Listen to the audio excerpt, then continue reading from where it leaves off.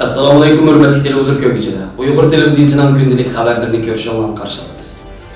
Sharq Turkistonda 2020-yillik atyoz fasllik o'qish mavsumini boshlash kechiktirildi. Muhojiratlik Uyg'urlar Myunxenda vatan qurbonlarini xotirladi. Fransiyada islom dushmanligi barg'ansir avj olmoqda. Tramp atalmış o'tir sharq planini e'lon qildi. Tövəndə ixtilaf xabarlarimizdan tafsiliy mazmunlarda bo'lsin. 27 yanvar günü atalmış Şinjan Uyghur Abnum Raylık Mağarip Nazareti ciddi uqtırış e'lon qilib, Xitoy Davlat ishlar kabinetining o'rlashtirmasi va Abdunum rayonining eg'ir zo'r tasaddubiy ommaviy sahiy hodisi birinchi darajalik loyiha xizmati bo'yicha rayon tavasidagi har darajalik barliq maktab va yaslilarning 2020-yil atyozda o'qish boshlash vaqtini qaralsiz kechiktirgan. Xinhua agentligining to'r betida 27 yanvar kuni tarqatilgan uqtirishda o'qish boshlash vaqtining qaytadan uqtirish qilinganligi, maktab boshlash vaqti aniq bo'lmaguncha o'quvchilarning maktabga qaytib kelmasligi, ta'til mezgilida yurtga qaytgan o'quvchilarni bu mezgilda amal bor odam ko'p yig'ilgan so'rinlarga bormaslik, uyda o'rganish qilish va shu yerlik doiralarning yuqumli virusni tizginlash xizmatlariga aktiv moslashishni talab qilgan. Azal diqqat. Sirq chiqmaymiz. Mehmon qabul qilmaymiz. Jiratdan kelgan mehmonlik qolsa, rad qilamiz. Uyning tozalarini qilib, uyda o'tiramiz. Agarda kasallik ahvoli bayqalsa, darhol tez ko'pchilik aloqalashamiz.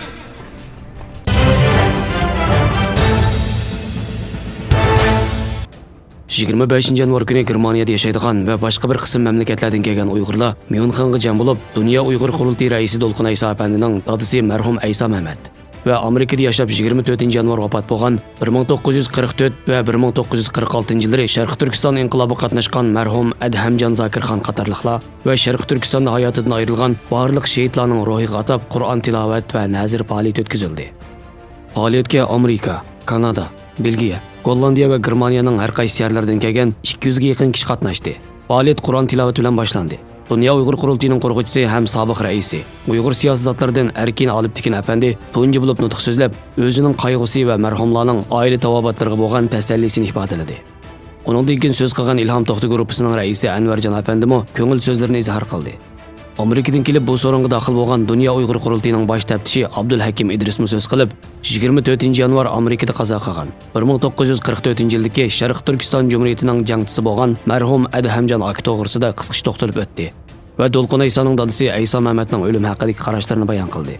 Har qaysi davlatlardan Uyg'ur jamoatiga vakil bo'lib kelgan tashkilot rahbarlarining bayonlaridan keyin Dunyo Uyg'ur qurultiyining raisi Do'lqin Ayso apandi so'z elib, Xitoy hokimiyatining Sharq Turkistonda elib berayotgan qirg'inchilik siyosatlarini ayblab, Xitoyning muhojiratga Uyg'urlarning oila tavobatlariga qasd qilib, musibatlarni ko'paytirish orqali o'zlarining irodalarini so'ndirish, milliy da'vodan voz kechish maqsadiga yetolmaydiganligini ta'kidladi. Dunyo Uyg'ur qurultiyining muavin raisi Farhod Muhammadi apandi bu vaqtda to'xtalganda, uning yolg'iz marhum Ayso Mamat va Adhamjon akalarga emas, balki Sharq Turkistonda qazo qilgan barliq shehidlarning ruhiga atalgan bir nazir faoliyati bo'lganligini eskartdi.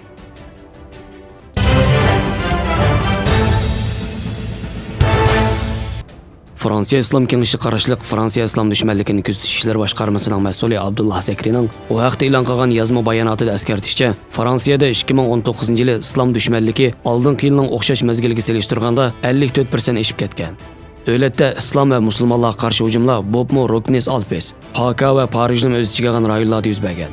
Bultur musulmonlarga qarshi yuz bergan hujumlarning soni 154 ga yetgan.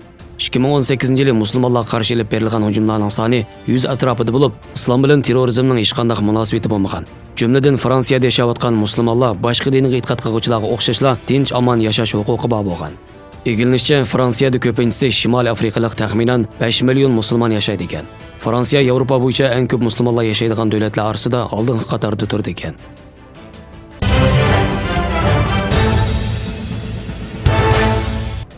Amerika Qo'shma Shtatlari prezidenti Donald Trump atalmış o'tir sharq planini e'lon qildi. 28 yanvar kuni Donald Trump Oqsaroyda Isroiliya bosh ministri Benyamin Netanyahu bilan birlikda o'tkazgan qo'shma axborot e'lon qilish yig'inida o'tir sharq planini e'lon qilganda bergan bayonotida Quddusning Isroiliyaning mangulik poytaxti sifatida qoladiganligini va bu planning falastinliklar uchun oxirgi fursat ekanligini, jumladan bu planning ham isroilliklar ham falastinliklar uchun nihoyat qimmatli moddalarni o'z ichiga oladiganligini ta'kidlab, 80 betlik mazkur planning Falastinga poytaxt Quddusning sharq qismida mustaqil bir davlat qurish huquqi berilishini o'z ichiga oladiganligini, falastinlik hozirgidan 2 hassa ortiq zaminga ega bo'ladiganligini, plan doirasida Isroiliya kelgusida qurilg'usi Falastin davlatining shart-sharoitlari haqida suhbat o'tkazishga tayyor ekanligini, Buningdan maqsadining ham Isroiliya ham Falastin davlatlarining milliy davlat sifatida e'tirof qilinishi ekanligini bildirgan. Atalmış O'rta Sharq planiga asosan Falastinga mustaqil bir davlat bo'la olish uchun shartlarni o'rnash maqsadida 4 yillik muhlat berdiganliklarini qayd qilgan Trump, bu doirada Falastin o'z iqtisodini jonlantiradiganliklarini, 50 milliard dollarlik iqtisodiy planni ishga oshirishni nishon qilayotganliklarini eskartish bilan Masjid Aqsoning salohiyatining o'zgarmaydiganligini, Isroiliyaning bu rayonning bexatarligini qo'g'dash va musulmonlarning Masjid Aqsoda toat ibodat qilishini davomlashtirishiga kafolat qiladiganliklarini, Iordaniyaning bu haqda hozirgacha o'z alohidaligini joriy qildirib kelayotganligini, buningdan keyin shunday qiladiganligini hamda Isroiliya bilan davomli hamkorlik o'rnatadiganligini ta'kidlagan. Isroiliyaning ishg'oliyati ostidagi zamonlar qonunliq chek-chegaralar sifatida qabul qilingan xaritada Isroiliyaning ishg'oliyati ostidagi 15 o'ltiraq rayon Isroiliyaning territoriyasi, Quddus Isroiliyaning poytaxti qilib ko'rsatilgan.